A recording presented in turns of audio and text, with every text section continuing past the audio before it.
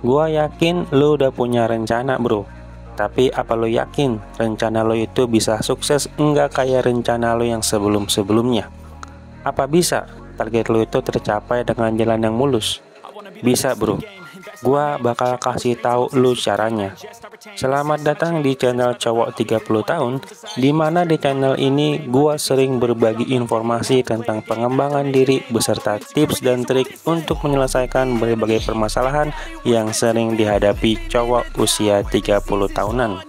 Dan buat lo yang udah punya target dan rencana masa depan yang harus berhasil, jangan sampai gagal, gua ada beberapa tips yang mungkin lo butuhkan, bro.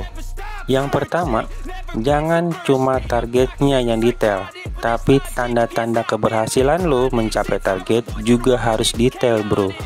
Lo harus punya kejelasan perihal tanda-tanda dari kesuksesan lo itu, bro.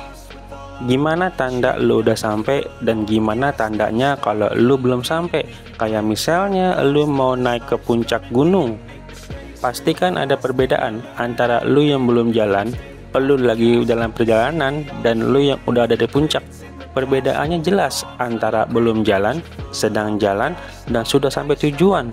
Kalau tujuan lu ke puncak tapi lu nggak tahu puncak itu kayak gimana bentuknya, lu nggak akan sampai puncak, bro. Yang kedua, lu perlu melihat target lu dari berbagai sudut pandang, bro.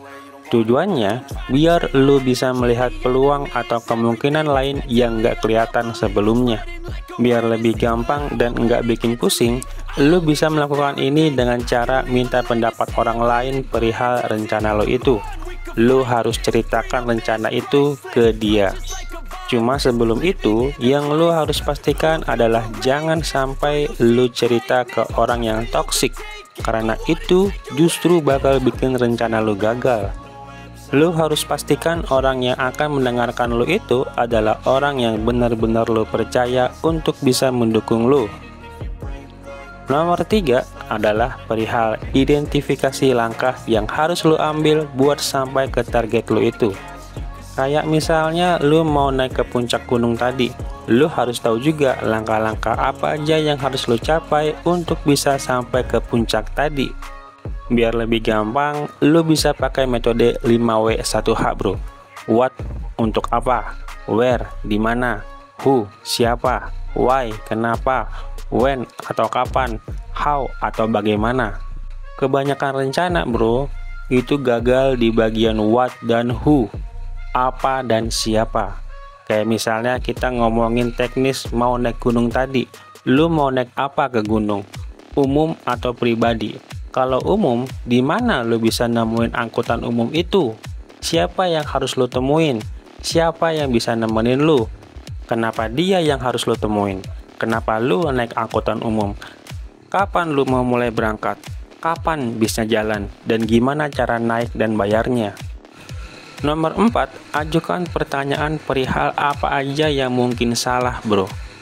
Ini masih berkaitan dengan nomor 3 tadi, karena sebagian besar rencana gagal dengan alasan kegagalan yang biasanya nggak terlalu mengejutkan atau sepele.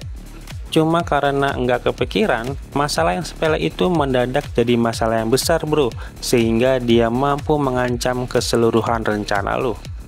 Kayak misalnya lu mau naik gunung, tapi karena persiapan lu nggak matang, lu nggak tahu jalur puncak itu lagi ditutup karena masalah cuaca. Udah di-share di medsosnya mereka, tapi karena lu nggak cek, karena saking semangatnya, lu jadi harus putar balik pulang dan nggak jadi muncak. Masalah kayak gini lumayan sering kejadian, karena cuma sedikit orang yang mau bertanya apa yang mungkin salah. Nah, yang kelima, lu harus mengorientasikan pandangan lu ke hasil, bro. Bayangin gimana bahagianya perasaan lu ketika tujuan lu itu kesampaian. Bayangin betapa bangganya lu ketika rencana lu itu berjalan mulus. Orientasi ini akan menjadi salah satu alasan kuat kenapa lu harus mencapai target lu itu, bro. Lu cuma butuh satu alasan aja untuk bisa mencapai target lu itu. Cuma satu alasan, bro. Jadi kesimpulannya, lu memang harus benar-benar tahu apa yang ingin lu capai, bro. Nggak cuma targetnya, tapi juga harus perasaan dan teknis-teknis lainnya. kayak teknis perjalanan, teknis keberangkatan, sampai teknis kepulangannya. Semakin matang rencana lo, harusnya semakin matang juga persiapan lo bro, sehingga kemungkinan rencana lo gagal akan semakin kecil. Gimana pendapat lo bro? Cara ini bisa lo terapin pada rencana apapun, karena analogi muncak tadi cuma salah satu contoh aja. Tulis pendapat lo di kolom komentar, kita ketemu lagi besok. Puji Tuhan.